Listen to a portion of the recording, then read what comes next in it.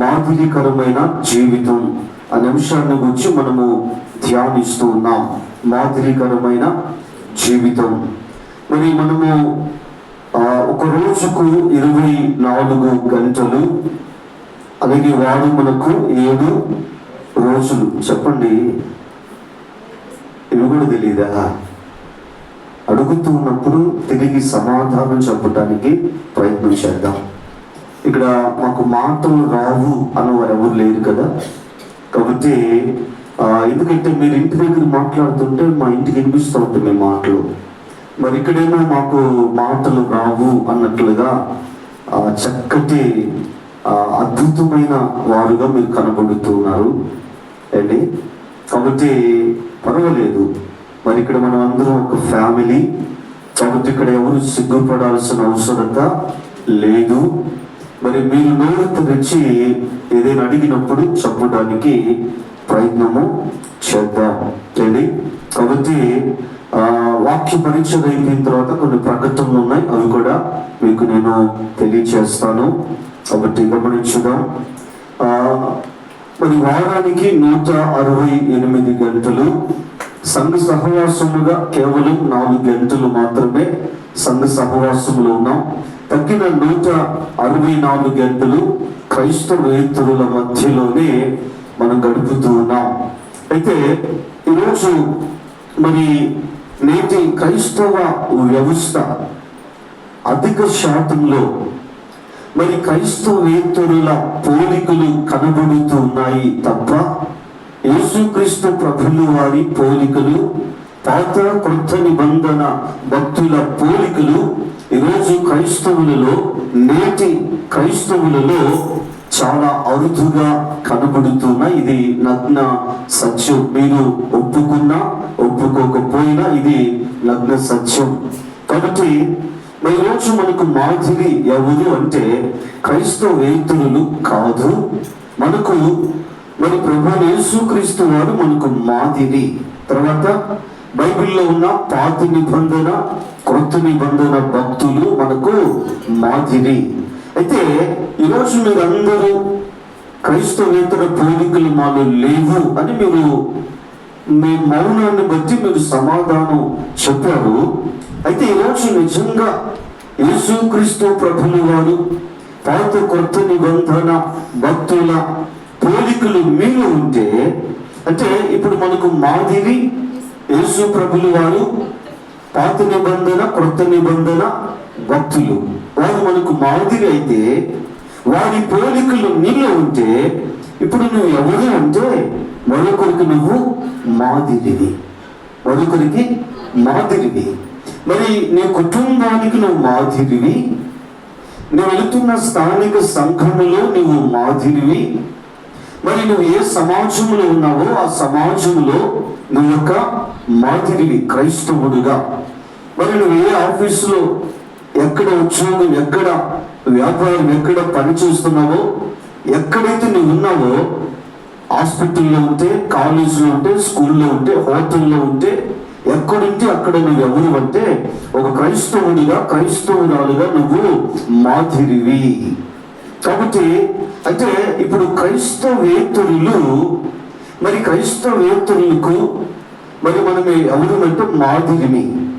గమనించుదాం అప్రియ సంఘమా. ఈరోజు మరి మనము మరి ఎవరికి మాదిరికరముగా ఉండాలి అంటే ఒక 2 విషయాలు మీకు చెప్తాను. ఒకటి, క్రైస్తవేతరులకు మాదిరిగా ఉండాలి. రెండవది, క్రైస్తవులకు మాదిరిగా ఉండాలి. అయితే మొట్టమొదటి విషయాన్ని మనము ధ్యానం చేద్దాం. క్రైస్తవేతరులకు మనము మాదిరిగా ఉండాలి. ఒక క్రైస్తవుడిగా, ఒక క్రైస్తవురాలుగా, క్రైస్తవ కుటుంబముగా క్రైస్తవేతరులకు మనం ఎలా ఉండాలా? మాదిరికరముగా ఉండాలి అనే సమయంలో మీ గమనానికి తీసుకొని వస్తూ ఉన్నా. అయితే మరి ఒక మాట మీకు నేను చూపిస్తాను. గలతీయులకు రాసిన పత్రిక 2వ అధ్యాయము 20వ వచనాన్ని చదువుదాం.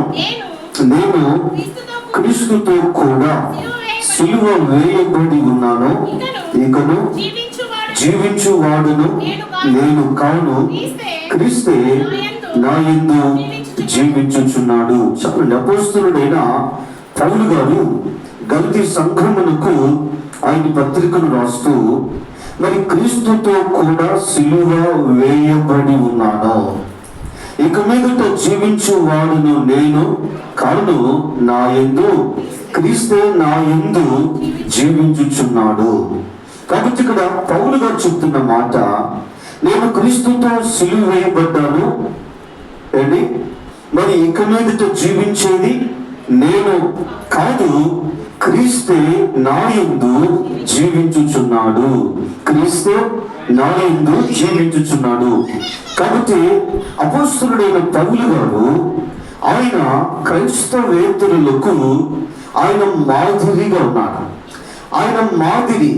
మరి ఇక్కడ ఆయన క్రైస్తవేతరుల మరి అపోస్తలుడైన పౌలు గారి పరిచర్య ఎక్కడ అంటే అన్య జనుల మధ్యలో ఆయన సేవకులకు పిలువబడ్డారు. కాబట్టి మరి అపోస్తలుడైన పౌలు గారు చెప్తున్న మాట, క్రీస్తే నా యందు జీవించుచున్నాడు. ఇప్పుడు అపోస్తలుడైన పౌలు గారిని చూచిన వారు ఎవరిని చూస్తున్నారంటే యేసుక్రీస్తు ప్రభులు వారిని చూస్తున్నారు. పౌలు గారు చూడటం లేదు, ఆయన యందు ఉన్న యేసుక్రీస్తు ప్రభులు వారిని చూస్తున్నారు. అంటే అపోస్తలుడైన పౌలు గారి జీవితము క్రైస్తవేతరులకు యేసుక్రీస్తు ప్రభుల వారిని చూపించేదిగా, యేసుక్రీస్తు ప్రభుల వారిని పరిచయం చేసేదిగా ఆయన జీవితం ఉంది అని సమయంలో మీ గమనానికి తీసుకుని వస్తూ ఉన్నాం. ఒక 2-3 విషయాలు మీ గమనానికి నేను తీసుకుని వచ్చి దాని మాటలు ముగించాలని నేను ఇష్టపడుతున్నా. దానియేలు గ్రంథము 3వ అధ్యాయము, దానియేలు గ్రంథము 3వ అధ్యాయము మొదటి వచనాన్ని చదువుదాం.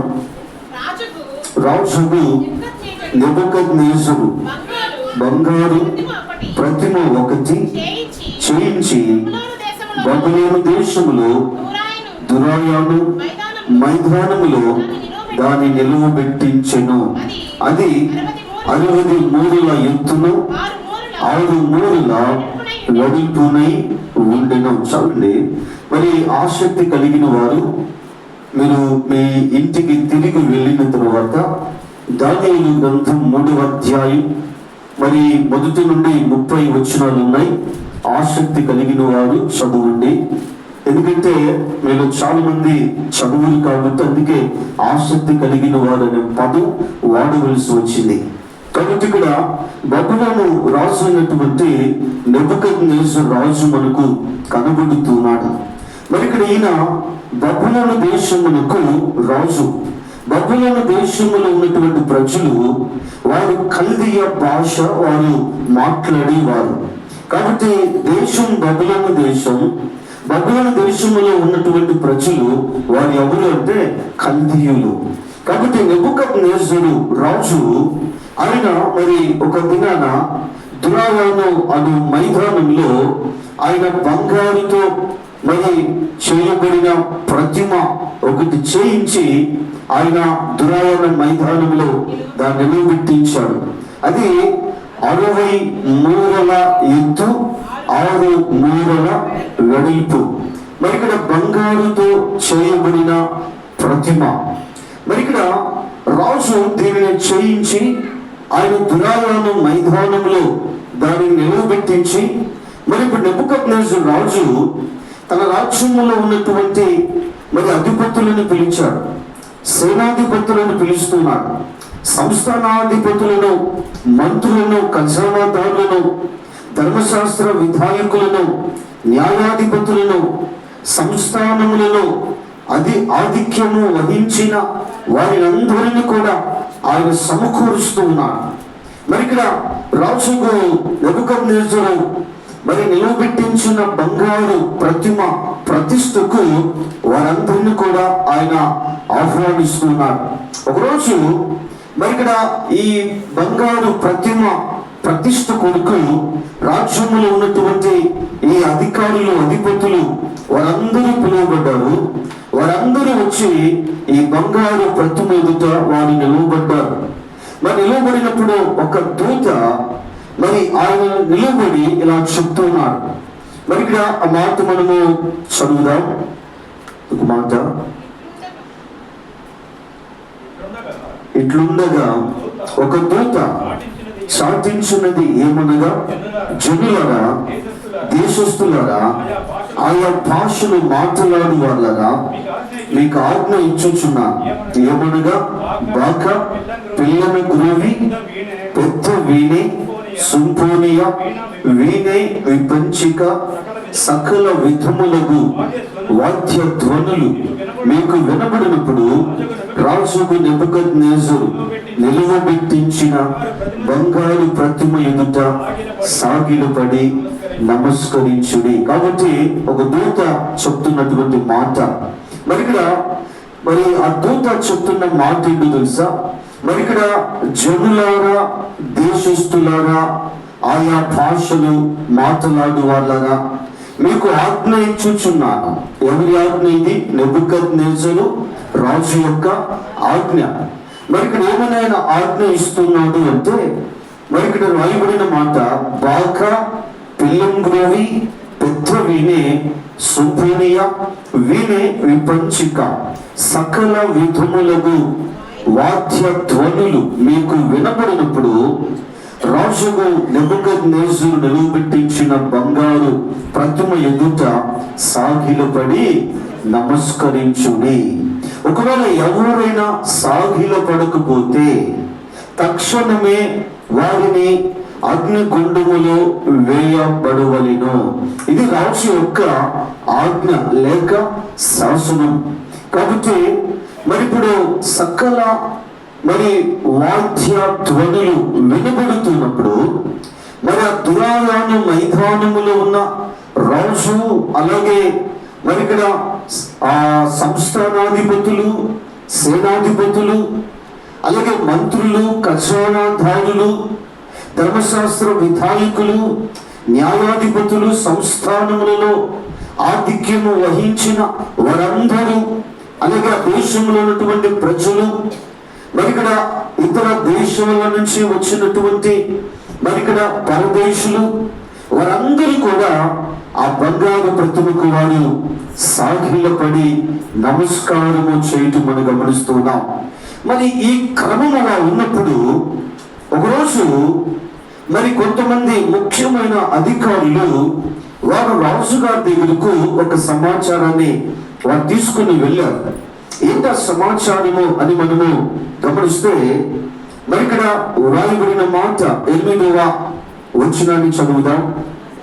ఆ సమయమందు కల్దీయులలో కొందరు ముఖ్యులు వచ్చి యూదులపైన కొండెములు చెప్పి రాజుకు నెబుకద్నెజరునంతా ఇలాగు మనవి చేసిరి.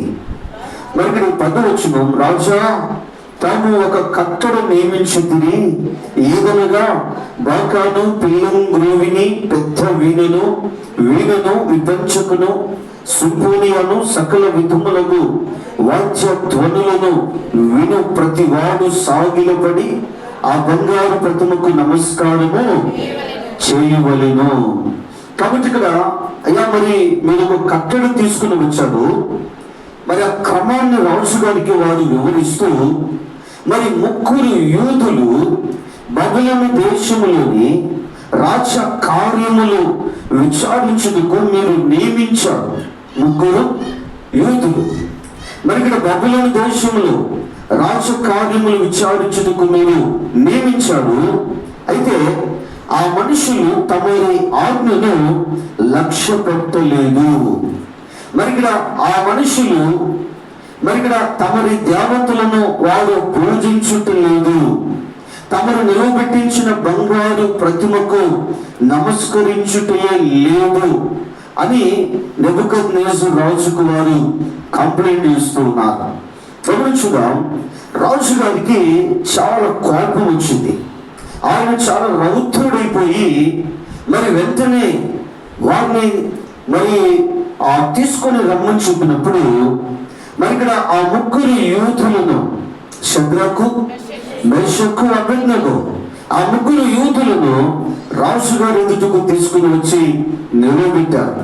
రాజుగారు అడుగుతున్న మాట 14 వచనం, శద్రకు మెషకు అబేద్నెగో మీరు నా దేవతను పూజించుట లేదు అని, నేను నిలువబెట్టించిన బంగారు ప్రతిమకు నమస్కరించుట లేదని నాకు వినబడినది, అది నిజమా? కాబట్టి ఇక్కడ దేవుని వాక్యమును మనము గమనిస్తే మరి వారు చెప్తున్న మాట 16వ వచనములో, శద్రకు మెషకును అబేద్నెగోయు రాజుతో ఇలాగ చెప్పింది, నెబుకద్నెజరు ఇందుని గురించి నీకు ప్రత్యుత్తరం ఇయ్యవలనన్న చింత మాకు లేదు. మేము సేవించుచున్న దేవుడు మండుచున్న వేడిమి గల అగ్ని గుండములో నుండి మమ్ము తప్పించి రక్షించుటకు సమర్థుడు, మరియు నీ వశమున పడకుండా ఆయన మమ్మను రక్షించును. ఒకవేళ ఆయన రక్షింపకపోయినను రాజా నీ దేవతలను మేము పూజింపమని, నేను నిలబెట్టించిన బంగారు ప్రతిమకు నమస్కరింపమని తెలుసుకుందాము. కాబట్టి ఇక్కడ మరి రాజు గారికి మరి ఇక్కడ ఈ 3వ అధ్యాయంలో మనం చదువుకుందాం. మరి ఇక్కడ కల్దీయులలో కొందరు ముఖ్యులు వచ్చి 8వ వచనములో కల్దీయులలో కొందరు ముఖ్యమైన వారు, అంటే వారు సామాన్యులు కాదు, ఎన్నిక లేని వారు కాదు, వారు ముఖ్యమైన వారు. వారు రాజు గారి దగ్గర వారు మరి చెప్పినటువంటి మాట, అయ్యా యూదులలో ముగ్గురిని రాజ కార్యములు విచారించుటకు మీరు నియమించారు. ఆ ముగ్గురు మరి ఇక్కడ మీ దేవతలను వారు లక్ష్య పెట్టడం లేదు, మీరు నిలబెట్టించిన బంగారు ప్రతిమకు వారు సాగిలపడతలేదు, వారు మీ ఆజ్ఞలను వారు మరి వారు లక్ష్యముంచట్లేదని వారు చెప్పటం అని గమనిస్తున్నాం. రాజు గారు మరి ఇక్కడ చెప్పిన వ్యక్తులు ముఖ్యమైన వారు కాబట్టి అది నిజమే అని ఆయన వారి మాటకు ఆయన ఏకీభవించారు. వెంటనే రౌద్రుడైపోయాడు. కాబట్టి ఆ ముగ్గురిని పిలిపించాడు. ఆ ముగ్గురిని ఇప్పుడు నేరుగా బబులోను సామ్రాజ్య అధినేత నెబుకద్నెజరు రాజు వారిని ప్రశ్నించడం మనం గమనిస్తూ ఉన్నాం. ఇది నిజమా? మరి ఇక్కడ నేను నిలువబెట్టించిన మరి ఇక్కడ ఈ బంగారు ప్రతిమకు ఇదిగో నా యొక్క దేవతలను మీరు ఇదిగో సకల విధములకు వాయిద్య ధ్వనులు మరి వినబడుతున్నప్పుడు మీరు సాగిలపడతలేదా, మీరు పూజించట్లేదా అని రాజుగారు అడుగుతున్నప్పుడు ఆ నిజమైన వారు చెప్పటం మనం గమనిస్తాం. ఇక్కడ ఒక మాట మనం గమనిస్తే, రాజుగారు లేనప్పుడు వారి మాట ఒకలాగే ఉంది, వారు రాజుగా నిలబెట్టించిన దానికి వారు సాగిలపడలేదు, నమస్కారము చేయలేదు. ఇప్పుడు రాజు ఎదుటకు తీసుకుని వచ్చి రాజు ఎదుట వారు నిలబెడితే మరి ఇప్పుడు రాజు ఎదుట నిలబడ్డాము అని వారి మాటలో తేడా కనిపించట్లా. మరి మనిషి లేనప్పుడు ఒక మాట, మనిషి ముందుకు వచ్చినప్పుడు మరొక మాట. కానీ ఇక్కడ శద్రకు మెషకు అబేద్నెగో రాజు లేనప్పుడు ఒకలాగే ఉన్నారు, రాజు ఎదుటకు వచ్చి నేరుగా రాజుగారిని ప్రశ్నిస్తూ ఉంటే రాజుగారికి చెప్తున్న సమాధానం కూడా అది ఒకలాగానే ఉంది. మరి ఇక్కడ మరి రాజుగారితో వారు అంటున్న మాట, వారు అక్కడ ఒక మరి అధికారులుగా ఉన్నారు. మరి ఇప్పుడు వారిని ఎవరైతే అధికారులుగా అధికారాన్ని కట్టుబెట్టిన రాజున్నాడో ఆ రాజును వారు అంటున్న మాట నెబుకద్నెజరు పేరు పెట్టి పిలవటం మనం గమనిస్తూ ఉన్నాం. నెబుకద్నెజరు అని వారు మాట్లాడుతూ మనం గమనిస్తూ ఉన్నాం. ఏంటి మరి ఇక్కడ దేవుని వాక్యాలను చూస్తున్న మాట, మరి మేము సేవించుచున్న దేవుడు మండుచున్న వేడిమి గల ఈ అగ్ని గుండములో నుండి మమ్మల్ని తప్పించి రక్షించుటకు సమర్థుడు. ఒకవేళ ఆయన రక్షింపకపోయినను రాజా నీ దేవతలను పూజింపమని, నువ్వు నిలబెట్టించిన బంగారు ప్రతిమకు నమస్కరింపమని తెలుసుకున్నాము. అందుకు నెబుకద్నెజరు అత్యాగ్రహము నొందినందున శద్రకు మెషకు అబేద్నెగోను వారి విషయంలో ఆయన ముఖము వికారమాయెను. కాబట్టి గమనించుగా నా ప్రియ సంఘమా, మరి ఇక్కడ నేరుగా బబులోను సామ్రాజ్య రాజుతో చెప్తున్న మాట, మరి ఇక్కడ రాజు అడిగాడు, నేను మిమ్మల్ని గురించి ముఖ్యమైన వారు ఇలా చెప్పాడు, అది నిజమేనంటే నిజమే. మరి ఇక్కడ ఇదిగో నీకు ప్రత్యుత్తరం ఇవ్వాలన్న చింత మాకు లేదు. నీవు నిలబెట్టించిన ఆ బంగారు ప్రతిమకు మేము సాగిలపడం, దానికి మేము పూజించం, దానికి మేము మొక్కము. మరి ఇక్కడ మరి వారు చెప్తున్న మాట, మండుచున్న వేడి మిగిల అగ్ని గుండములో నుండి మమ్మల్ని తప్పించి రక్షించుటకు మేము సేవించున్న దేవుడు ఎవరంట? సమర్థుడు. ఒకవేళ ఆయన మమ్మల్ని రక్షింపకపోయినా మరి ఇక్కడ ఈ బంగారు ప్రతిమకు మేము సాగిలపడం, మేము నమస్కరించం, పూజించమని వారు తెగేసి రాజుతో చెప్తున్నారు. మరి ఇక్కడ శత్రుఘ్న మెషక్ అబేద్నెగోలు మరి వారు రాజుగారి క్రింద వారు అధికారులుగా ఉన్నారు. కానీ రాజుగారు ఒక ఆజ్ఞను తీసుకుని వచ్చాడు, ఆయన ఒక శాసనాన్ని, ఒక కట్టడిని తీసుకుని వచ్చాడు. కాబట్టి దీనికి అందరూ కూడా లోపడాల్సిందే. ఒకవేళ లోపడకపోతే శిక్ష ఏంటంటే అగ్ని గుండం. మరి ఇప్పుడు మరి వీరి మాటలు రాజుగారికి ఇంకా చాలా కోపాన్ని తెప్పించింది. ఆయన ముఖము చాలా వికారం అయిపోయింది. అగ్ని గుండమును 7 అంతులు అధికము చేయమని రాజు చెప్పటం మనం గమనిస్తున్నాం. అగ్నిగుండాన్ని 7 అంతులు అధికం చేశాడు. మరి ఇప్పుడు బైబిల్లో మనం చూస్తే కదా, కొంతమంది బలిష్ఠులు కదా, ఎవరంట? బలిష్ఠులు. వారిని పిలిపించాడు. ఈ బలిష్ఠులు శద్రకు మెషకు అబేద్నెగోలు వారి వస్త్రాలు తీసివేయలేదు, కానీ వారి పై వస్త్రాలు, వారి వస్త్రాలు, మిగతా వస్త్రాలు ఇవన్నీ ఉండగానే వారి ముగ్గురిని కూడా కట్టి వారిని బంధించి మరి ఇక్కడ బలిష్ఠులైన వారు అగ్నిగుండం మధ్యలో వారిని పడవేయటం మనం గమనిస్తున్నాం. మరి ఇక్కడ ఆశ్చర్యం ఏంటంటే, ఈ బలిష్ఠులైన వారు వారి ముగ్గురిని అగ్నిగుండం మధ్యలో పడవేసినప్పుడు మరి అగ్నిగుండము ఎలాగుంది? 7 అంతులు అధికం చేశారు. ఈ పడవేసినటువంటి బలిష్ఠులు అగ్నితో వారు కాల్చబడి అక్కడ వారు చనిపోయినట్లుగా దేవుని వాక్యము సమీపిస్తుంది. కాబట్టి ఇక్కడ వీరు ముగ్గురు అగ్నిగుండంలో పడవేయబడ్డారు, వారిని బంధించాడు. అయితే రాజుగారు అగ్నిగుండాన్ని చూస్తున్నప్పుడు రాజుగారికి ఆశ్చర్యం అనిపించింది. 24వ వచనం, రాజుకు నెబుకద్నెజరు ఆశ్చర్యపడి తీవ్రముగా లేచి, మేము 3 మనుషులను బంధించి ఈ అగ్నిలో వేసితమనగా అది తన మంత్రుల అడిగి, వారు రాజా సత్యమే అని రాజుతో ప్రత్యుత్తరం ఇచ్చింది. కాబట్టి ఇక్కడ రాజు గారికి ఆశ్చర్యం వేసింది. మరి అగ్నిగుండములో వేసింది 3 కదా, కానీ మరి ఇక్కడ వారి బంధకాలు లేకుండా వారు ఆ అగ్నిగుండములో వారు తిరుగుతున్నారు. వారితో పాటు 4వ వ్యక్తి కూడా ఉన్నాడు. ఈ 4వ వ్యక్తి రూపము దేవదూతల రూపమును పోలి ఉన్నది అని రాజుగారు గమనించాడు. మరి ఇప్పుడు రాజుగారు అగ్నిగుండము దగ్గరకు వెళ్ళి, ఆ ద్వారం దగ్గరకు వెళ్ళి శద్రకు మెషకు అబేద్నెగో అని వారిని పేరు పెట్టి పిలిచినప్పుడు వారు అగ్నిగుండములో నుండి వారు బయటకు వచ్చారు.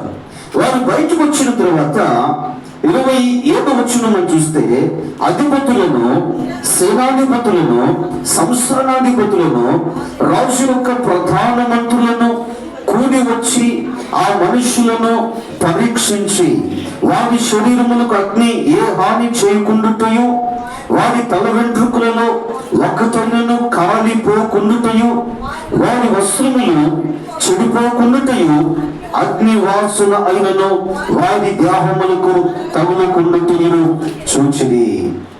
కాబట్టి ఇక్కడ అగ్నిగుండముల నుంచి బయటకు వచ్చినటువంటి 3 పరీక్షించారు. ఎవరు పరీక్షించారు అండి? మరి ఇక్కడ అధిపతులు, సేనాధిపతులు, సంస్థానాధిపతులు, రాజు యొక్క ప్రధాన మంత్రులు కూడి వచ్చి, వారందరూ కూడి వచ్చి మరి ఇక్కడ శద్రకు మెషకు అబేద్నెగో వారిని పరీక్షించారు. వారి తల వెంట్రుకలు పరీక్షిస్తే తల వెంట్రుకలు కాలిపోలేదు. తల వెంట్రుకలు మరి ఇక్కడ కాలిన గుర్తులు కానీ, మరి ఇక్కడ పొగ వాసన కానీ లేదు. వస్త్రాలను పరీక్షిస్తే వస్త్రాలు కాలిపోలేదు, వస్త్రాల నుంచి పొగ వాసన లేదు. వారి శరీరాన్ని పరీక్షిస్తే వారి శరీరం ఎక్కడ కూడా కాలిన గుర్తులు, ఏ చిన్న గుర్తు కూడా లేదు. వారందరూ పరీక్షించి రాజుగారికి రిపోర్ట్ చేశారు. ప్రభువా, మరి వీరి తల వెంట్రుకలు కానీ, వీరి వస్త్రాలు కానీ, వీరి శరీరం కానీ కాలిపోలేదు. మరి ఇక్కడ అగ్నిగుండాన్ని ఏడు అంతలు అధికం చేశారు. మరి ఇక్కడ ముగ్గురిని అగ్నిగుండంలో వేసిన బలిష్ఠులు అగ్ని చేత కాల్చబడి వారు చనిపోయారు. కానీ అగ్నిలో పడవేయబడిన వారు అగ్ని వాసన కూడా వారికి తగిల. వారి వస్త్రాలు కానీ, తల వెంట్రుకలు కానీ, వారి శరీరం కానీ ఎక్కడి కూడా వారికి అగ్ని మరి కాలిన గురుతులు ఏది కూడా లేదు. కాబట్టి రాజు గారితో మరి ఇక్కడ ఈ అధిపతులు రిపోర్టు చేయడం మనం గమనిస్తున్నాం. ఆ రిజల్ట్ మనం గమనిస్తే 28 వచనం, నెబుకద్నెజరు శద్రకు మెషకు అబేద్నెగో అను వీరి దేవుడు పూజార్హుడు. దేవునికి మహిమ కలుగును గాక. శద్రకు మెషకు అబేద్నెగో అను వీరి దేవుడు ఎవరంట? పూజార్హుడు. మరి రాజుగారి శాసనం ఏంటి? మరి ఇక్కడ 60 మూరల ఎత్తు, 6 మూరల వెడల్పు బంగారు ప్రతిమకు ఇదిగో మరి ఇక్కడ సకల విధములకు వాయిద్య ధ్వనులు వినబడుతున్నప్పుడు అందరూ సాగిలపడి నమస్కారం చేయాలి, పూజించాలి. రాజుగారికి ఈ ముగ్గురు విషయం ఎక్కడ కోపం వచ్చింది? ఆయన నిలబెట్టించిన దానికి వారు పూజించలేదని, దానికి వారు సాగిలపడలేదని, దాని ఎదుట వారు నమస్కరించలేదని కదా రాజుగారి కోపం వచ్చింది. కానీ ఇక్కడ శద్రకు మెషకు అబేద్నెగో అను వీరి దేవుడు, వీరు సేవించుచున్న దేవుడు ఎవరంట? పూజార్హుడు. మరి నువ్వు నిలబెట్టించిన ఆ బంగారు ప్రతిమ, మరి ఇక్కడ వీరి దేవుడు పూజార్హుడైతే మరి ఆ నిలబెట్టించినటువంటి బంగారు ప్రతిమ ఆయన తన దూతను పంపి తను ఆశ్రయించిన దాసులను రక్షించును. వారు తమ దేవునికి గాక మరి ఏ దేవునికి నమస్కరింపకయు, ఏ దేవుని సేవింపకయు ఉందుమని తమ దేహములను అప్పగించి రాజు యొక్క ఆజ్ఞను వ్యర్థపరిచిరి. మరి ఇక్కడ రాజు గారు వారి తెగింపును ఆయన మెచ్చుకుంటున్నాడు. మరి ఇక్కడ మరి శాసనాన్ని ఇచ్చింది, ఈ కట్టడను, ఈ ఆజ్ఞనిచ్చింది ఇదిగో సాక్షాత్తు నెబుకద్నెజరు రాజు. కానీ ముగ్గురు మరి ఇక్కడ వారి దేవుని కాక మరి రాజుగారు వారి ముగ్గురి గురించి ఇచ్చినటువంటి ఆ స్టేట్మెంట్ లేదా మరి ఇక్కడ దేవుని వాక్యం, నేను ఒక శాసనాన్ని నియమించాను ఏంటి మరి ఇక్కడ ఈ విధముగా రక్షించుటకు సమర్థుడకు దేవుడు. దేవుని వాక్యంలో మనము గమనిస్తున్నటువంటి ఈ మాటలు మనం చూస్తే 28 వచనంలో మరి ఇక్కడ వారు తమ దేవునికి గాక మరి ఏ దేవునికి నమస్కరించలేదు. వారి దేవునికి తప్ప మరి ఏ దేవునికి కూడా వారు నమస్కరించలేదు, పూజించలేదు, సేవించలేదు. ఏంటి మరి ఇక్కడ దేవుని సేవింపుకై ఉందమని తమ దేహములను అప్పగించి రాజు యొక్క ఆజ్ఞను వ్యక్తపరిచింది. 29 వచనం, కాగా నేను ఒక శాసనం నియమించుచున్నాను, ఏదనగా ఈ విధముగా రక్షించుటకు సమర్థుడకు దేవుడు కాక మరి ఏ దేవుడును లేడు. దేవునికి మహిమ కలుగును గాక. ప్రియ సంఘము గమనించుదాం. మరి ఇక్కడ రాజు వచ్చినటువంటి స్టేట్మెంట్ పేరా ఒకటి, శద్రకు మెషకు అబేద్నెగో అని వీరు సేవించుచున్న దేవుడు పూజార్హుడు.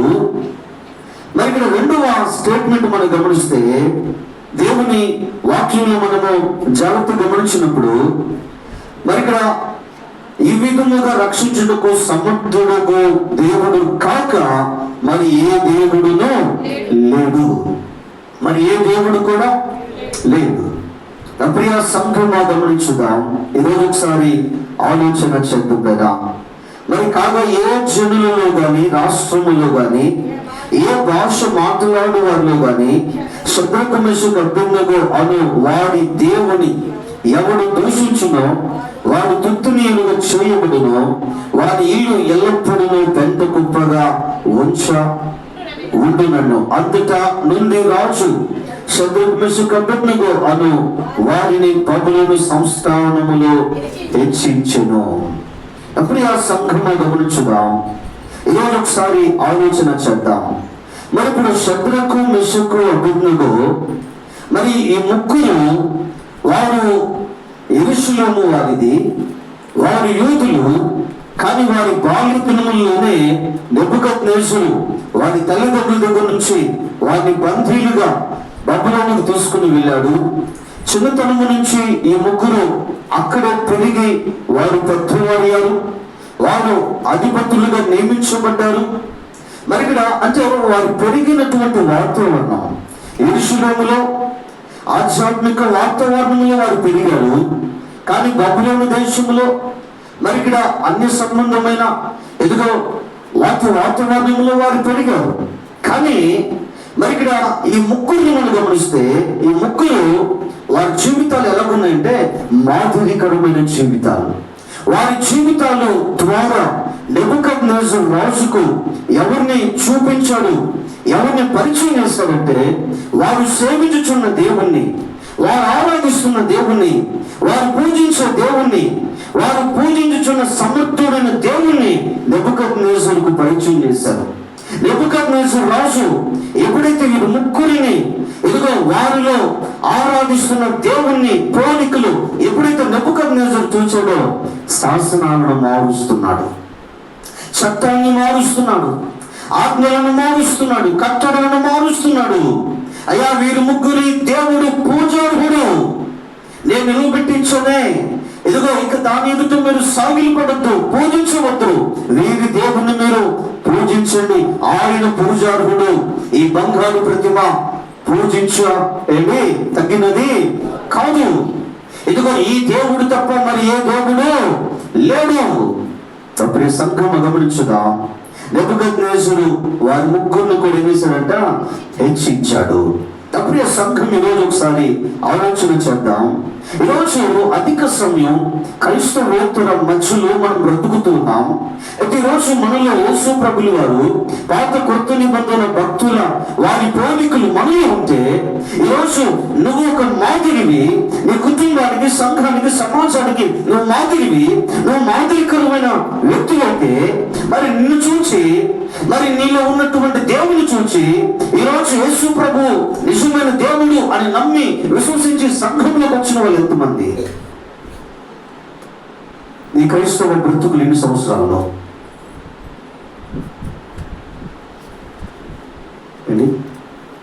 నన్ను చూసి ఇదిగో ఫలానా ఇదిగో మారాడు, మారు మనసు పొందాడు, వారు రక్షించబడ్డాడు ఒక్కరు?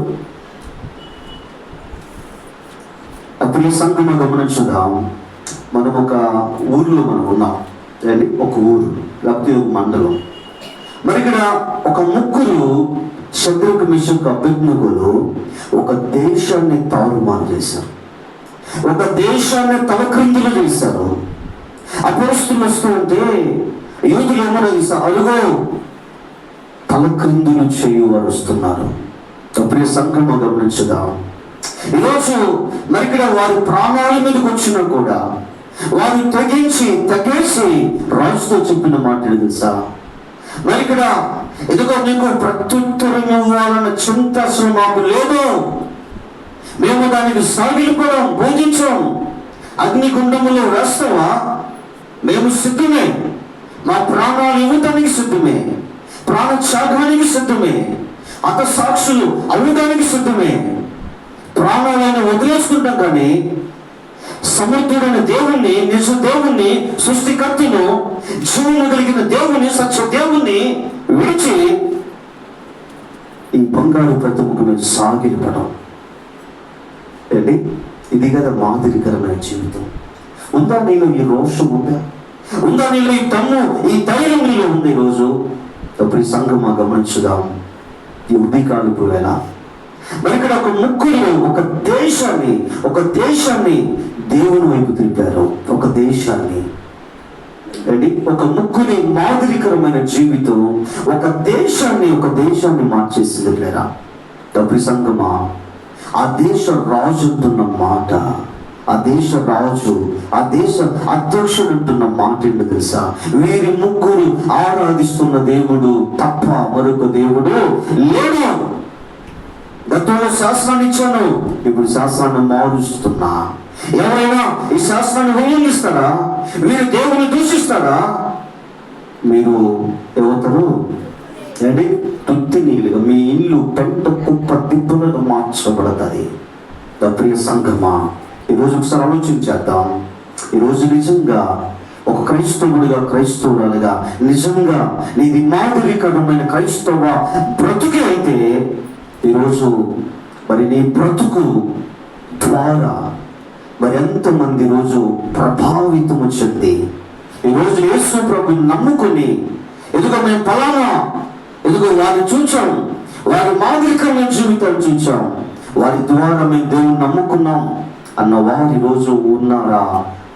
ఈరోజు ఒకసారి ఆలోచించేద్దాం. నీ 50 సంవత్సరాల క్రైస్తవ జీవితంలో, నీ 30 సంవత్సరాల క్రైస్తవ జీవితంలో, నీ 20 సంవత్సరాల క్రైస్తవ జీవితంలో ఈరోజు ఆలోచించేద్దాం. ఈ ఉదయకాలం అంటే ఈరోజు రిజల్ట్స్ లేవు అంటే మన జీవితాలు మాదిరికరమైన జీవితాలు కాదు. ఎక్కడో లోపం ఉంది, ఎక్కడో లోపభూయిష్టమైనది ఉంది. అప్పుడు సంగమా, ఈరోజు వారు అంటున్నాం మేము మాట ఏంటో తెలుసా? ప్రాణాల మీదకి వచ్చినా కూడా ప్రాణాలు వదులుకోవటానికి సిద్ధపడ్డారు. ఈరోజు క్రైస్తవ వ్యవస్థ ఈరోజు ఒక్కరింటి ఒకరు మారు మనసు పొందుతారంటే లేరు, జీరో. ఈరోజు క్రైస్తవ వ్యవస్థ ద్వారా ఈరోజు మారారు అంటే జీరో. ఈరోజు సభ ద్వారా మారారు అంటే జీరో. ప్రియ సంఘమా, ఈరోజు ఒకసారి ఆలోచించేద్దాం.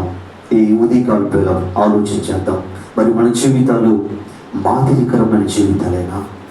ఈరోజు యేసు ప్రభులు వారిని, పాత క్రొత్త నిబంధన భక్తుల జీవితాన్ని, వారి పోలికలు నీలో ఉంటే వారిని మాదిరిగా తీసుకుంటే ఇప్పుడు నువ్వు ఒక మాదిరివి, నువ్వు ఒక మార్గదర్శకుడివి. మరి నీ మాదిరికరమైన జీవితం క్రైస్తవేతర మధ్యలో అధిక సమయం గడుపుతున్న నువ్వు నీ మాదిరికరమైన జీవితం వారి మీద మరి ఎఫెక్టివ్గా పనిచేస్తుందా? అయ్యా ఇదిగో మీ దేవుడు నిజ దేవుడు అని ఇదిగో వారు విడిచి ఈ దేవుణ్ణి వెంబడించినటువంటి దాఖలాలు ఉన్నాయా మన జీవితంలో? ఒకసారి ఆలోచన చేద్దాం నా ప్రియ సంగమా. కాబట్టి ఈరోజు ప్రశ్న మనం వేసుకుందాం. 2వ విషయంలోకి మనం వెళ్దాం. రాజులు 2వ గ్రంథం 5వ అధ్యాయం. మరి ఇది కూడా మీరు గృహాలకు వెళ్ళిన తర్వాత ఇది వరకు మీరు చదువుంటారు, మరలా చదవాలి అని ఆశ కలిగిన వారు 5వ అధ్యాయం 1 నుండి 19 దాకా మీరు చదవండి. ఇక్కడ సిరియా దేశపు సైన్యాధిపతి అయినటువంటి నయమాను మనకు కనబడుతున్నాడు.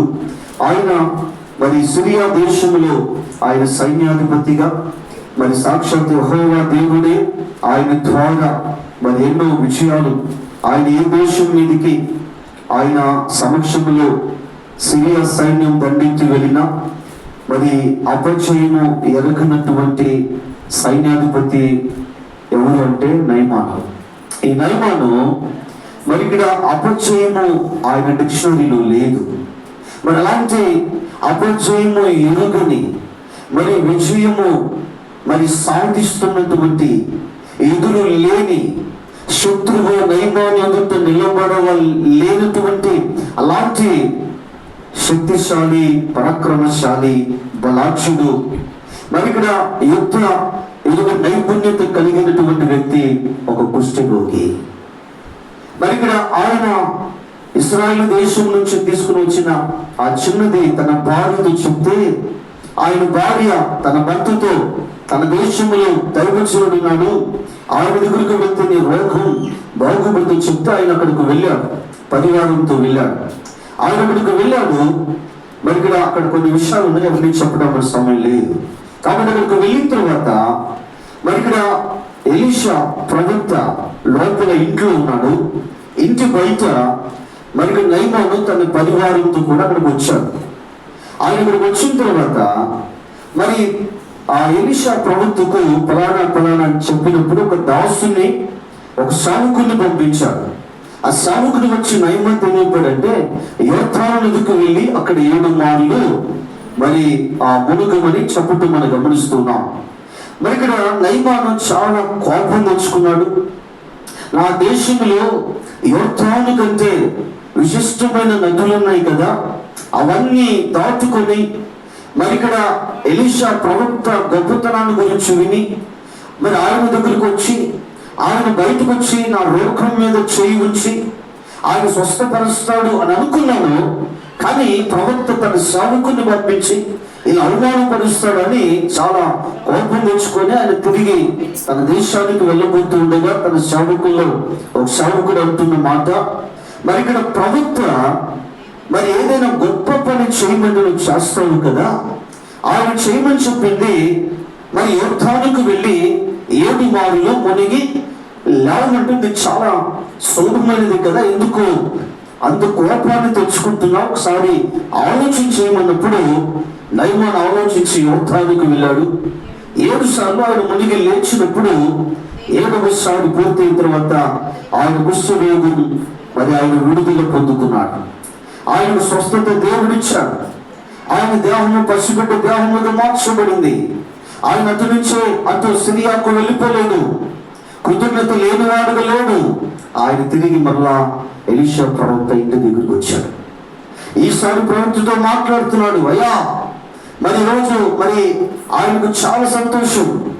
మరి ఇక్కడ ఎన్ని రాజ్యాల మీదకి దండెత్తి వెళ్ళి ఎంత బలమైన రాజులను సైన్యాన్ని ఓడించి ఇదిగో మరి ఆయన విజయం పొందుతున్నప్పటికీ కూడా ఆయన కుష్ఠు రోగాన్ని బట్టి అంత సంతోషం లేదు.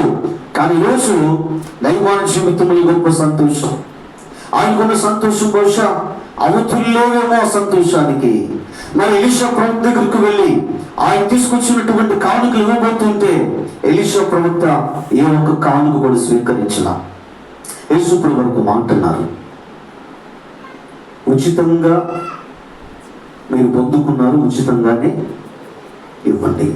దేవుడు ఉచితంగా ఇచ్చాడు, ఉచితంగానే ఇవ్వాలి. కాబట్టి ఇక్కడ ఎలీషా ప్రవక్త ఏ రూపాయి కూడా ఆయన ఆశించలేదు. ఏది వద్దన్నాడు.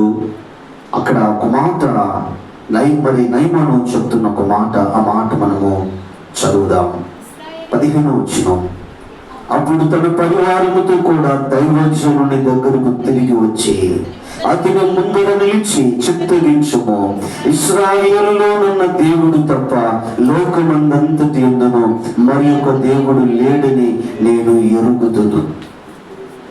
అని చెప్తున్న మాట, అయ్యా ఇశ్రాయేలులో ఉన్న దేవుడు తప్ప లోకమందంతటా ఇలాంటి దేవుడు మరి ఒక దేవుడు లేడు అని చెప్తున్న మాట. జాగ్రత్తగా వినండి.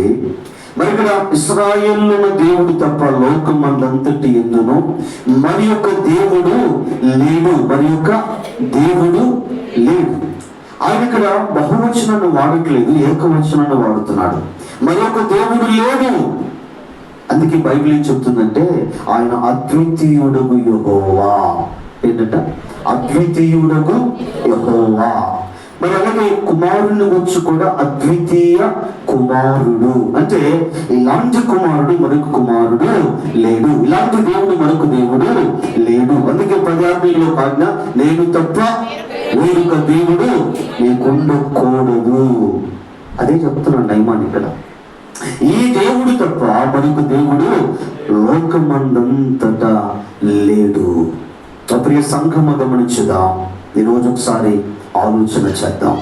ఎలీషా ప్రవక్త ఆయన మాదిరికరమైనటువంటి జీవితం. మరి ఇక్కడ ఆయన ఒక సైన్యాధిపతి వచ్చాడని ఆయన పరుగునొచ్చి మరి ఇక్కడ ఆయనకి వంగి ఆయనకి నమస్కారాలు చేసి ఆయన దగ్గర ఆయన ఎక్కడ కూడా ఆయన హోదాను తగ్గించుకోవాలా. గమనించుదాం.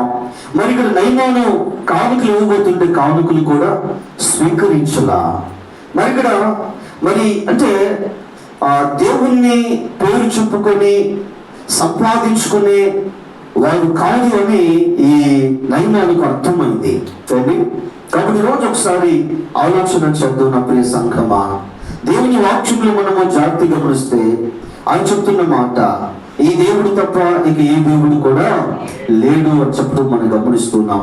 కాబట్టి రోజు నయమాను జీవితంలో ఆయన ఎలీషా ప్రవక్త దగ్గరకు రావటం, ఆయన చెప్పిన మాట మొదట తృణీకరించిన తర్వాత ఆ మాటను ఆయన విధేయత చూపించి వెళ్ళి ఆ ప్రకారం చేసి స్వస్థపరచబడి, మరి ఇక్కడ ఆయన చెప్తున్నటువంటి మాట కదా, మరి ఈ దేవుడు తప్ప లోకమందంతటా ఇశ్రాయేలు దేశమును గురించి మాత్రమే కాదు కానీ అసలు లోకమందంతటా ఎలాంటి దేవుడు మరొక దేవుడు లేడు అని మనం చూస్తా ఉన్నాం. ప్రియ సంఘము గమనించుదాం, నయమాను జీవితంలో ఈ మార్పుకు కారణం ఏంటంటే, మరి ఇక్కడ ప్రత్యక్షంగా పరోక్షంగా మరి ఇక్కడ ఎలీషా ప్రవక్త ఒక కారణముగా గమనానికి తీసుకొని వస్తూ ఉన్నాం. మరి ఆయన స్వస్థపరచుకున్నప్పుడు ఆయన సంతోషంగా కానుకలు ఇస్తుంటే వాటిలో ఒక్కటి కూడా ఆయన స్వీకరించాలా ఏంటి? అప్పుడు ఈ సంఘం ఈరోజు ఒకసారి ఆలోచన చేద్దాం. ఈరోజు నయమాను మరి రోజు అలా స్టేట్మెంట్ ఇవ్వడానికి, నయమాను ఒక క్రైస్తవుడిగా మారడానికి కారణం ఎవరు అంటే ఏంటి? మరి ఒకటి దేవుడు అయితే, రెండవ కారణం దైవజనుడైన ఎలీషా ప్రవక్త. కాబట్టి రోజు ఎలీషా ప్రవక్త జీవితం ఒక మాదిరికరమైన జీవితం. ఈ మాదిరికరమైన జీవితం నయమాను జీవితంలో నిజ దేవుని తెలుసుకొని నిజ దేవుణ్ణి ఆరాధించడానికి, ఆ దేవుణ్ణి గురించి అసలు ఇలాంటి దేవుడు మరొక దేవుడు లేడు అని ఆయన సాక్ష్యం చెప్పడం మనము గమనిస్తున్నాం. కాబట్టి ఈ జీవితం ఏ జీవితం అంటే ఎలీషా ప్రవక్తది మాదిరికరమైన జీవితం. మూడో విషయాలు మీతో చెప్పి నేను ముగిస్తాను. అపోస్తుల కార్యముల గ్రంథం 16వ అధ్యాయం 16వ వచనాన్ని మనము చదువుదాం. 16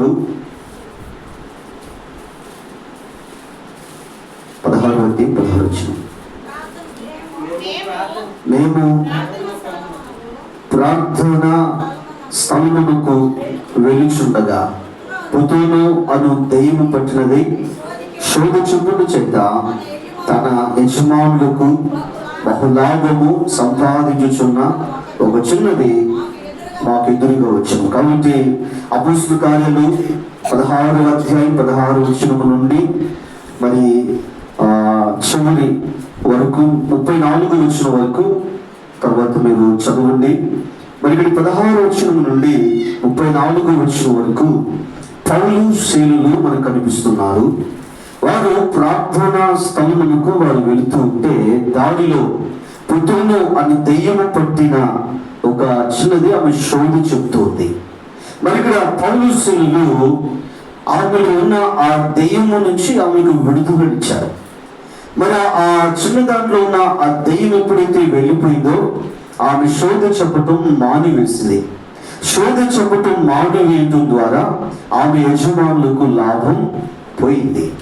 లాభం పోయిన కారణం చేత ఇప్పుడు ఆ యజమానులు చాలా కోపంగా ఉన్నారు. ఎవరి మీద? పౌలు శీలుల మీద కోపంగా ఉన్నారు. మరి ఇక్కడ వారు కోపంతో లేనిపోని మరి ఇక్కడ నిందలు, వీరు మన ప్రాంతాన్ని గలిబిలి చేస్తా ఉన్నారు, మన ప్రాంతాన్ని ఎదుగు మత మార్పిడి చేస్తున్నారు, మత ప్రచారం చేస్తా ఉన్నారు. కాబట్టి లేనిపోని ఆరోపణలు చేసి వారిని చాలా దెబ్బలు బెత్తములతో కొట్టించి వారిని మన బెత్తాలతో కొట్టారు. వారి కోపం చల్లారులా వారిని తీసుకుని వెళ్ళి చెరసాలలో వేయించారు. చెరసాల నాయకుడికి వారి బాధ్యత, వారు తప్పించుకొని వెళ్ళిపోకుండా చెరసాల నాయకుడికి వారి బాధ్యతను అప్పగించారు. మరి ఇక్కడ ఆ రాత్రి పౌలు శీలులు ప్రార్థనలు చేస్తున్నారు. వారు పాటలు పాడి ప్రభుని ఆరాధిస్తున్నారు. ఆ చెరసాలలో ఇంకా చాలా మంది ఖైదీలు ఉన్నారు, వారందరూ కూడా వింటూ ఉన్నారు. ఆ రాత్రి అకస్మాత్తుగా భూకంపం.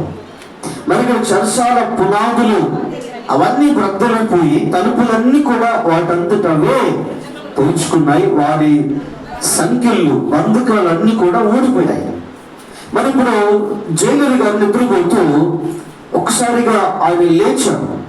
ఆయన లేచి చూచేసరికి మరి తలుపులన్నీ తెరవబడి ఉండిపోయాయని చూచాడు. మరి తలుపులు తెరవబడి ఉన్నాయంటే ఖైదీలందరూ కూడా పారిపోయి ఉంటారు. కాబట్టి ఖైదీలు పారిపోయారు కాబట్టి వారి భద్రత విషయంలో మరి ఇక్కడ అజాగ్రత్త నిర్లక్ష్యం వహించినందుకు ఈ జైలర్ గారికి ఏమిటంటే మరణ శిక్ష. మరి ఇక్కడ ఈ జైలర్ గారు మరి ఇక్కడ వారు ఎలా బహుశా వారు ఎలాంటి మరణ శిక్ష, అది ఎలాంటి మరి కిరాతకంగా ఉంటుందో మరి. అందుకే ఆయన వారి చేతిలో చనిపోయేది ఏదో నన్ను నేనే చంపుకుంటానని కత్తితో చంపుకోబోతుంటే పౌలు శైలులు లోపల నుంచి చీకట్లో నుంచి వారి స్వరం వినబడతా ఉంది. ఏంటి నీకు నీవు ఏ హాని చేసుకో, మేమందరం ఇక్కడే ఉన్నాం. సరే పౌలు శైలులు అంటే వారింటో మరి దేవుని బిడ్డలు, మరి ఇక్కడ వారు తప్పించుకొని వెళ్ళలా. మరి ఇక్కడ ఖైదీలు మరి వారు వెళ్ళిపోవచ్చు కదా, వారు కూడా వెళ్ళాలి, వారు ఇక్కడే ఉన్నారు. అంటే ఈ ప్రార్థనలు ఈ పాటలు మరి ఇక్కడ ఖైదీలు వింటున్నారు. ఖైదీలు వింటున్నప్పుడు వాళ్ళు వింటున్న ఖైదీలందరిలో ఆల్రెడీ ఒక మారు మనసు వచ్చింది. మరి ఇక్కడ జైలర్ గారు మరి దాన్ని చూసే ఆశ్చర్యం అనిపించింది. ఎప్పుడెప్పుడు ఇక్కడి నుంచి తప్పించుకొని వెళ్ళిపోవాలా అనే ఆలోచనతో ఖైదీలు ఉంటారు. మరి ఇక్కడున్న ఖైదీలేంటి, మరి తలుపులు తెరుచుకున్న కూడా ఒక్కడు కూడా వెళ్ళిపోలేదు. ఏంటి గమనించుకున్న ప్రియ సంఘమా, మరి ఆయన అంటున్న మాట ఒక మాట విద్దాం. 28వ వచనం, 28వ వచనం. అప్పుడు పౌలు నీవు ఏ హాని చేసుకునవద్దు, మేమందరం ఇక్కడనే ఉన్నామని బిగ్గరగా చెప్పినాం.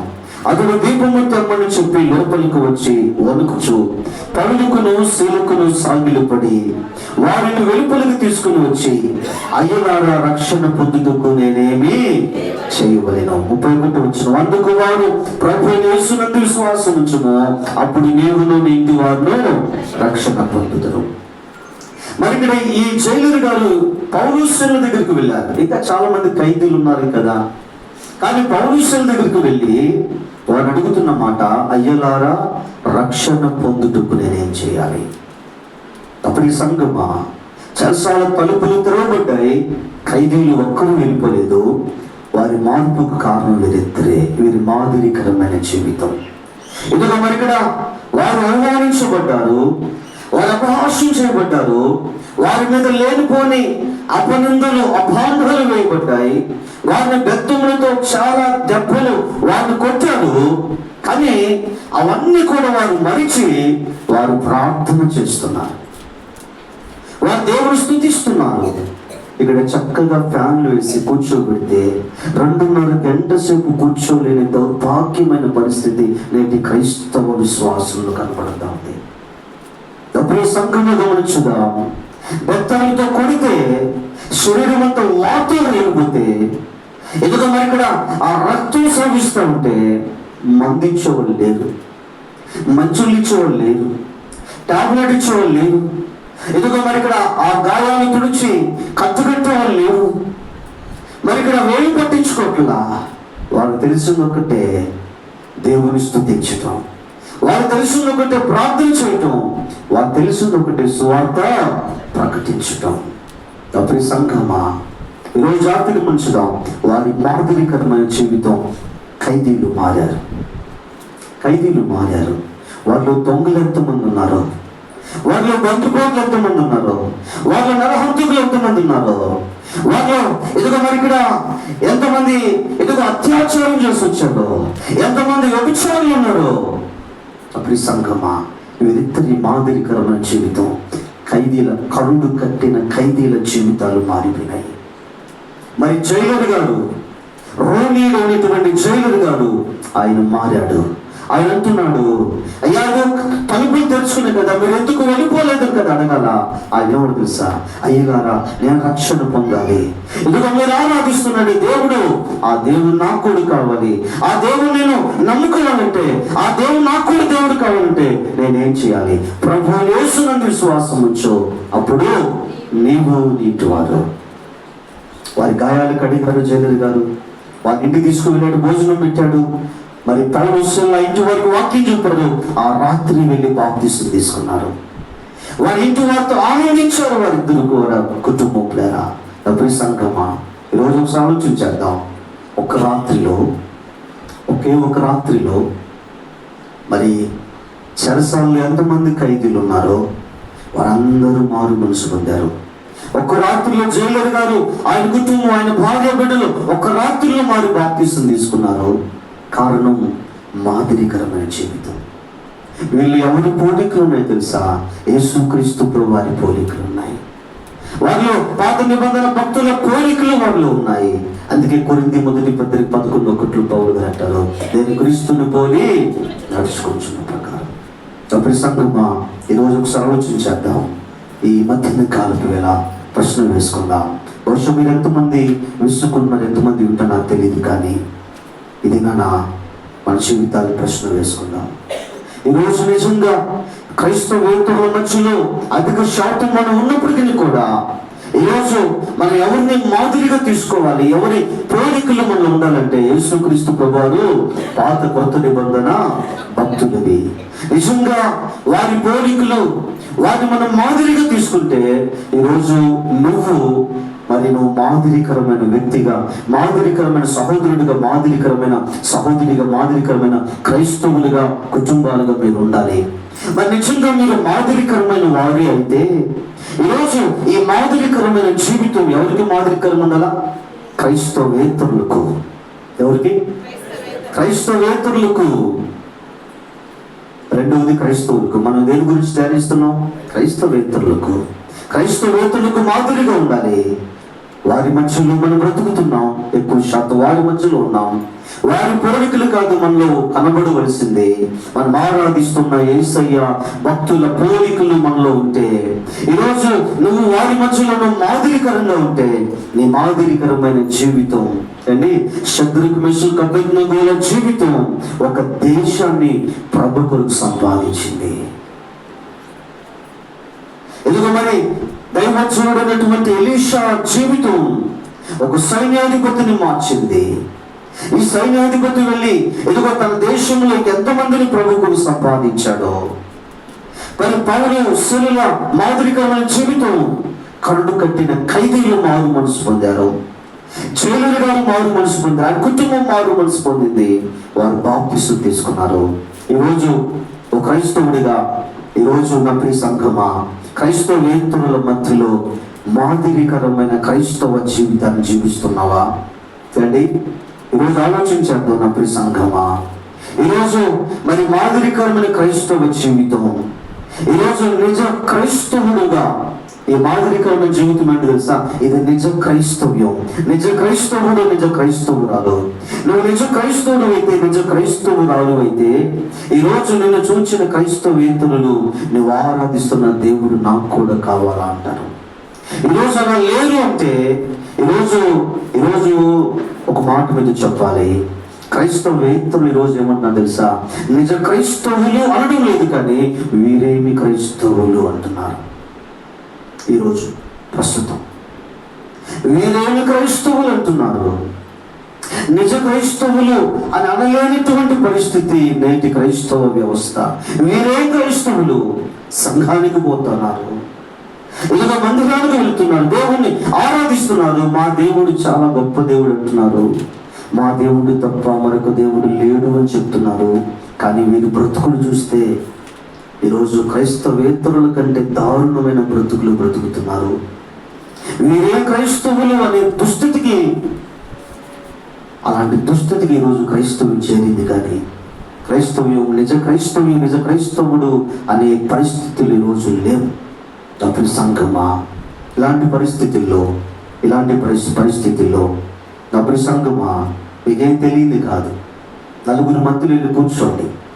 నువ్వు క్రైస్తవుడు అని నువ్వు తెలియనప్పుడు, నువ్వు క్రైస్తవుడు అని తెలియనప్పుడు నలుగురు మాట్లాడుకుంటున్న వారి మధ్యలో వెళ్ళి కూర్చో. క్రైస్తవుల గురించి ఎంత అసభ్యంగా, ఎంత అసహ్యంగా మాట్లాడుకుంటారు. తప్పని సంఘం ఆగమనించుదాం. ఎప్పుడైనా క్రైస్తవ కార్యక్రమాలు జరుగుతుంటే కొంతమంది క్రైస్తవేతరులు వారి మధ్యలో వెళ్ళి కూర్చో. వాళ్ళు ఏం మాట్లాడుకుంటుంటారు వెనక కూర్చొని. ఈరోజు ఒకసారి ఆలోచించేద్దాం. ఈరోజు మన జీవితాలు వీరేమి క్రైస్తవులు అంటూ ఉంటే, ఈరోజు అంటే ఆ మాట ఏం చెప్తుంది తెలుసా? ఈరోజు మాదిరికరమైన క్రైస్తవులు చాలా అరుదుగా ఉన్నారు. వీరేమి క్రైస్తవులు అనే పరిస్థితుల్లో ఉన్నారు తప్ప, ఎందుకో క్రైస్తవుడు అంటే ఇలా ఉండాలా, క్రైస్తవురాలంటే ఇలా ఉండాలా, సంఘం అంటే ఇలా ఉండాలా, క్రైస్తవ కుటుంబం అంటే ఇలా ఉండాలా అని అనగలుగుతున్నారా? ఈరోజు ఒకసారి ఆలోచించేద్దాం. ఏదో ఆదివారం వచ్చింది, బైబిల్ ఎత్తుకుని మందిరానికి వెళ్దాం. ఏదో బుధవారం వచ్చింది, ఏదో పాకుపోతుని అనుకుంటారేమో, ఏదో పోదంలే, పోయించేద్దాంలే అండి. వద్దు, ఇలాంటి క్రైస్తవం వద్దు. ఆచారబద్ధమైన క్రైస్తవ్యం వద్దు. ఆచారబద్ధమైన క్రైస్తవ్యం ఈరోజు భ్రష్టు పట్టిస్తా ఉన్న క్రైస్తవ్యం వద్దు. ఈరోజు వాక్య ఆచరణ క్రైస్తవ్యాన్ని చేద్దాం. ఈరోజు నేను గత ఆదివారం చెప్పాను, మనం ఎవరో తెలుసా? Faith gospel. 5వ సువార్త పత్రికవు నువ్వు సహోదరుడా, 5వ సువార్త పత్రికవు నువ్వు సహోదరి. ఈరోజు నీ జీవితం ఒక పత్రికగా ఉంటే, ఒక సువార్త పత్రికగా ఉంటే, నీ జీవితాన్ని చదువుతున్న వాళ్ళు మారు మనసు పొందాలి. ఈరోజు నువ్వు నోటి సువార్త చెప్పకు, నీ జీవితం ఒక సువార్త పత్రికగా మార్చు. నీ జీవితం ఒక సువార్త పత్రికగా మార్చు. నీ జీవితాన్ని మీకు తెలుసా? లోకం క్రైస్తవులను చూస్తుందన్న సంగతి మీకు తెలుసా? లోకం 24 గంటలు ఎదుగు మరి ఇక్కడ అన్ని కన్నులు క్రైస్తవుల మీద చూస్తున్నారన్న సంగతి మీకు తెలుసా? క్రైస్తవులను గమనిస్తున్నారు, వారిని అబ్జర్వ్ చేస్తారన్న సంగతి మీకు తెలుసా అండి? ఈరోజు ఓ క్రైస్తవేత్తను అడగండి, క్రైస్తవుడు సంఘం ఏంటి అని వాళ్ళు చెప్తారు. తప్పని సంఘమా? ఈరోజు ఆలోచించేద్దాం. మనం అనుకుంటున్నాం, నేను ఆత్మీయురాలుగా ఒక మంచి క్రైస్తవ జీవితం, ఒక మంచి క్రైస్తవ కుటుంబం, ఎదుగు నా వంతుకు నేను మార్కులు వేసుకుంటా ఉండిపోతా ఉన్నాం, మనమే సన్మానించుకుంటున్నాం. కానీ అండి, ఈరోజు ఒకసారి ఆలోచించేద్దాం. నా ప్రియ సంఘమా, ఇది మన జీవితాన్ని జ్ఞాపకం చేద్దాం. ఒక తీర్మానం తీసుకుందాం ఈరోజు. ఈరోజు క్రైస్తవేతరులను క్రైస్తవులుగా మార్చిన మాదిరికరమైన క్రైస్తవ జీవితాన్ని జీవిద్దామా? ఒకసారి ఆలోచించేద్దాం. ఈ దినాన మన జీవితాలు క్రైస్తవేతరుల మధ్యలో మాదిరికరమైన జీవితముగా జీవించుదుము గాక. ఆమేన్. తలవంచుదాం, ప్రార్థన చేద్దాం.